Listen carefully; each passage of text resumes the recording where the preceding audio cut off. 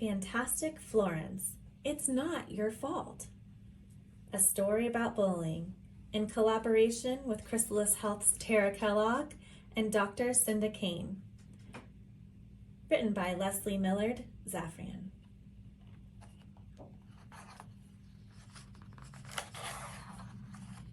It all started with a dress. Florence is a beautiful, strong orange bag, bright orange, like an ice-cold popsicle. Florence lived in a very special grocery shop, which she loved, but then she decided to go home with the family. One day, the family put a homemade chocolate cake inside her and took her to a friend's house. And from that time on, she has been taken to many different places. Children and grown-ups fill her up with all sorts of wonderful and ordinary things. Florence loves to learn about the world around her. She's curious and kind. She spends a lot of time listening to the thoughts of children. That's right, Florence has magical superpowers. She can hear children's thoughts. She can't hear grown-ups' thoughts, though, only children's. When Florence hears the thoughts of a child who is upset or worried, she writes them a note. She writes them a message on herself. Florence's messages help children feel better. One day, the mommy of a little girl named Ella carried Florence into Ella's bedroom. Florence was filled with clothes.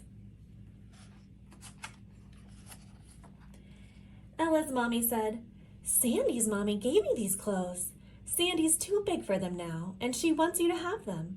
They'll be perfect for school." Ella looked inside Florence. There were lots of brightly colored tops and shorts. "These are nice," Ella thought, "but I don't want to wear them to school." When Florence heard that thought, she could tell Ella was worried. She wondered what Ella was worried about. Florence tried to listen to Ella's thoughts again before she fell asleep, but she couldn't hear anything. The next morning, Ella's mommy came into the bedroom. "Time to get up for school," she said. "Breakfast is almost ready." And then Ella started thinking, and Florence started listening. "I don't want to get dressed," Ella thought. "School isn't fun. It's scary. Frida and Bo say really mean things to me, and I don't know what to say back to them. What if it's really all my fault and those horrible names they call me are true?" Florence continued to listen. She heard Ella thinking that she never knew when Bo and Frida would appear and start being mean. That was the very worst part for Ella. She was always looking for them so she could be prepared, except she never was. Ella didn't wear any of the new clothes. Florence watched her put on gray shorts and a white t-shirt and quickly brush her hair. Then she left the room to have breakfast, and Flora couldn't hear anything else. All day, Florence was worried about Ella. She hoped Frida and Bo were not saying mean things to her. She wondered whether Ella cried when they did that. Florence felt angry and also said that they made school a scary place for Ella. Finally, Ella came home from school and threw herself on her bed. She just lay there and was still. Florence waited to hear what she was thinking. "I don't know what to do. I tried to stay away from Frida and Bo, but they found me.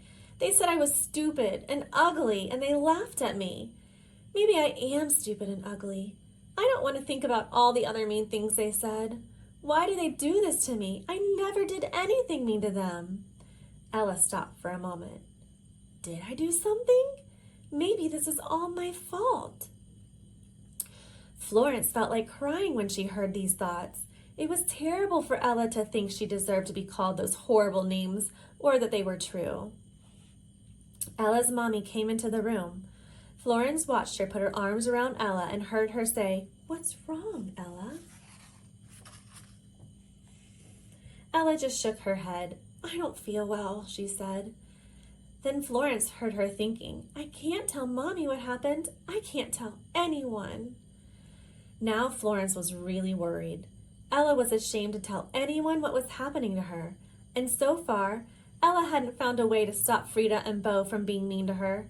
Florence had to do something to help. That night, while Ella was having dinner with her family, Florence used her magical powers to write her a message. She thought very hard as she wrote the words. She hoped that Ella would see them.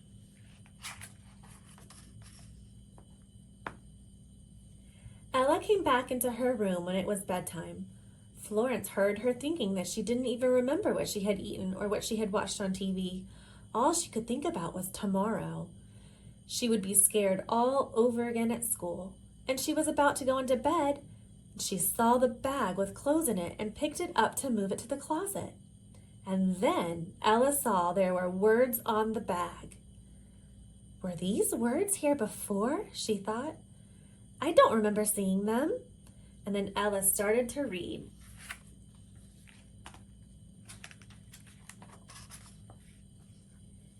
Ella, I'm a friend and know that Frida and Bo are saying really mean things to you. What they are doing is called bullying. It's awful that you feel sad and afraid. You didn't do anything wrong. This is not your fault. Next time, just ignore them. I know that's really hard, but you can do it. Pretend you can't hear them and walk away from them as fast as you can. Go find a friend you can say hi to or a teacher that you like instead of listening to them. And Ella, it's okay to tell your mommy or your daddy or a grown-up that you trust what is happening. Frida and Bo need someone to help them stop being bullies. Ella, you are not stupid or ugly. You are wonderful just the way you are. I like you, your friend, Florence. Ella put the bag down. Who wrote this note? She thought. How did someone know what was happening to me? She felt better because someone else knew. She didn't feel so alone. Her new friend said it wasn't her fault and that all those mean words weren't even true. Florence even liked her. She was still worried, but a little bit less now. She fell asleep wondering who Florence was. When Ella got up the next morning, she read Florence's message again. Florence heard Ella thinking that she felt braver. She didn't know why Frida and Bo were bullying her, but for some reason they needed to be mean. It was not her fault. Florence had given her a plan. She thought about who she could trust and decided to tell her mommy about Frida and Bo. She looked in the mirror and saw that she wasn't ugly and she wasn't stupid. Ella opened the bag of clothes. She chose a sunny yellow top and a navy blue pair of shorts. She put them on and looked at herself again in the mirror. "Breakfast, Ella," her mommy shouted, and Ella smiled. So did Florence. The end.